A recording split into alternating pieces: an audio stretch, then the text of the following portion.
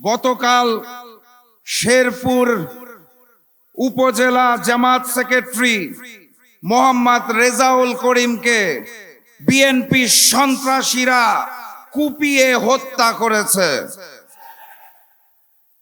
কদমতলীতে জামাত ইসলামের নারী কর্মী মারিয়া ইসলামের উপরও রামদা নিয়ে কোপানো হয়েছে।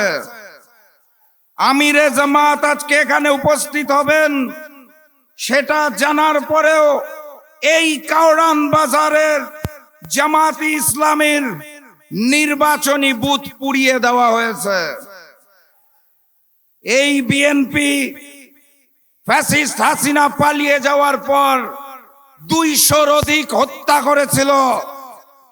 এই বিএনপি ইশতেহার ঘোষণার পরের দিন যখন আমার ভাই ওসমান হাদিকে হত্যা করা হয়েছে তখন তারা প্রতিবাদ করে নাই। এই বিএনপি গতকাল রেজাউল করিমকে নির্মমভাবে হত্যা করেছে। আপনারা কি বিচার চান? আমি এই মুহূর্তে কোনো বিচার চাই না। কার কাছে বিচার চাইবো? কে বিচার করবে? বিচার আমি আগামী 12 তারিখের পর চাই আগামীর প্রধানমন্ত্রী ডাক্তার শফিকুর রহমানের কাছে। এর আগে কোনো বিচার হবে না, চেয়ে লাভ নাই। শরীফ ওসমান হাদি বলে গিয়েছিল জীবন দেব, জুলাই দেব না। ওসমান হাদি তার কথা রেখেছে, জীবন দিয়েছে। এখন আমাদের কথা রাখতে হবে, গণভোটে হাকে জয়যুক্ত করে জুলাইকে আমরা দেব না চাঁদাবাজদের হাতে। কথাবার্তা পরিষ্কার।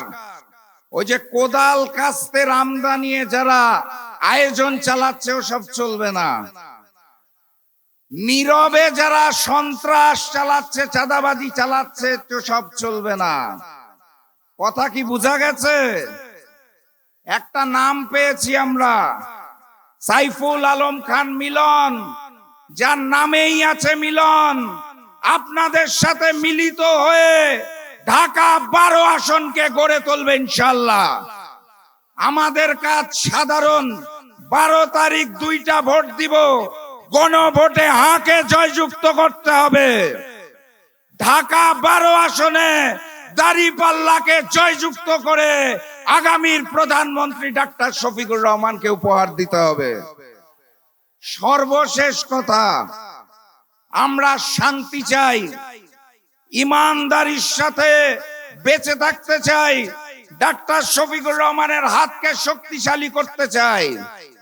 কিন্তু ওপার থেকে যদি কোনো হামলা আসে মুখ বুজে বসে থাকবো না, প্রতি জবাব দেওয়া হবে ইনশাআল্লাহ। এই সেই কাউরান বাজার।